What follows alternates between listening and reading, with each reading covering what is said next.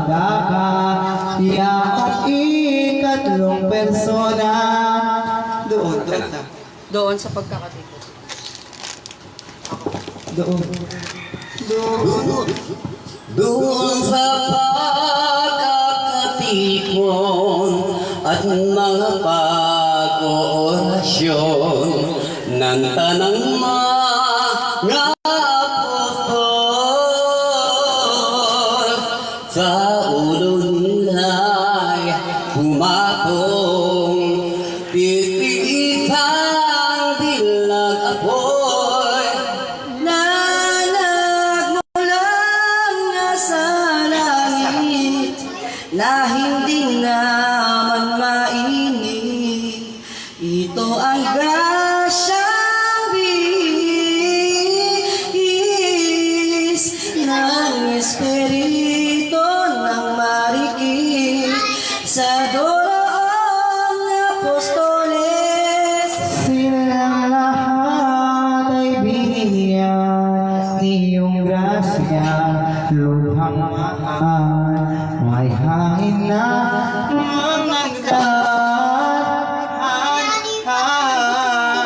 lakas na di ano lamang na nakaaliw sa tanan. Doon nga tumanggap na loob nila'y sumilang nang wala ang pangamba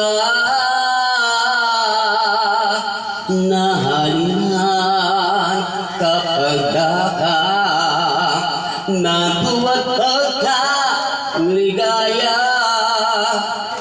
Sari-saring mga wika natutuhan nilang bawat sa malaking pagkatuwa. Nanaw na nga pala at manangaral sa madla. Tanghaliang dapat araw ng aginig, bubut sa daan, lahat ay inaralan. Di nila kinatakutan ang mga pinuno ng bayan. Iyaon ang Jesus na itako sa totoong anak ng Diyos. Kaya kami disipulo sa kanyang sumusunod. Ano pa't nakakatuto, yaong daklas yan ni Kristo na ang mga disipulo magpapahayag sa mundo ng kaniyang ebanghelyo. Nang mag-iwalay na apostoles na lahat na ang Birheng Santa Maria sa Jerusalem tumira, mangaral na talaga. Harang araw-araw ay ang parating lumalaw sa mga daanan sa na totoong nilakaran ng anak niyang kumana. Ano pa at walang likat ang pagdalang at paghanap sa iwang mga bakat, mga sangang nilaban ng kaniyang sintang anak. Siya'y may kaibigan, dalawang babae tuwing ay sinasamahan sa pagtutut pagdalaw niyong mga santo't lugar. Ano pa nga si Maria, walang ginagawang iba, kundi tumawag na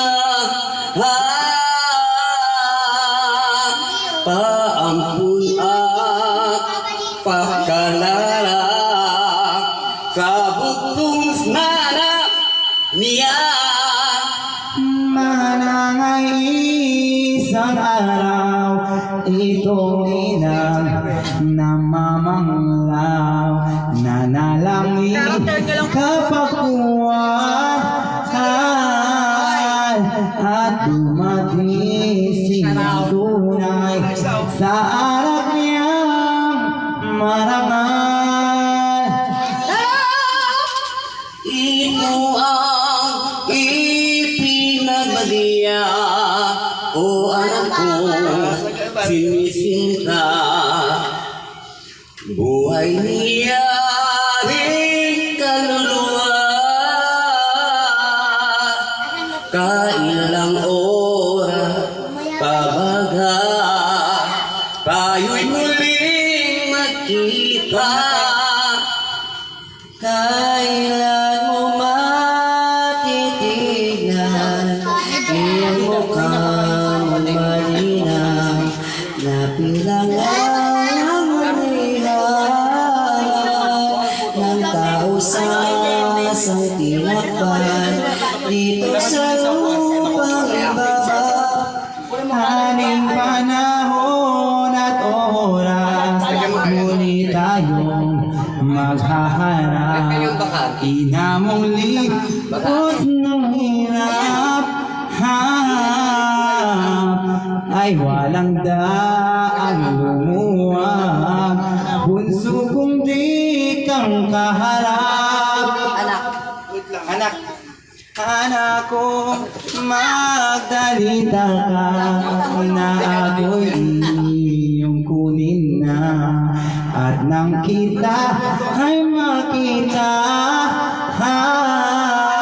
sa bayan mong maligaya ng luwalhating gloria. Di mabatang iman, ang kita'y hindi marunan.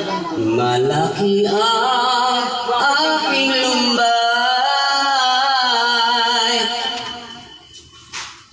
kaya bunso ko at buhay, ako'y huwag kang bayaan. Mabalilok at mahaba ng pagdating pagtawag, yamang kita'y siyang na tiniyang hangin ng mahirap, lumuluhang umiiyak. Bunso ko'y iyong buhay, yaring aking kaluluwa. Yamang mahabang arangal, na hindi ka nakikita, tuwa kong kaharap ka. Marami pa at makapal ang daing na mahal, ay nanaot kapatuan. Isang anghel na marangal, siya ay pinag-usapan. Anang anghel na maganda, Panginoong Maria, ako'y pu'y sugong talaga, ng anak mong sinisinta. Ito ang pabilin niya. Bukas ay di maliliban, ikaw ay parituhan ng anak mo.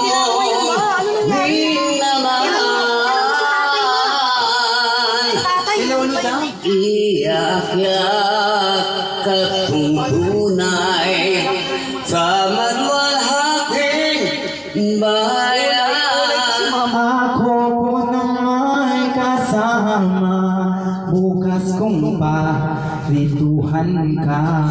Kaya ngayon matuwan na ang buong ko at magsaya.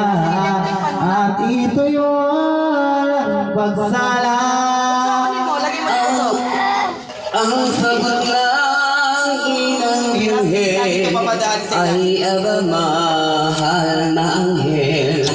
Kung gayon ang iyong tuwing, tayo na yung sabihin. Ito lahat kong habing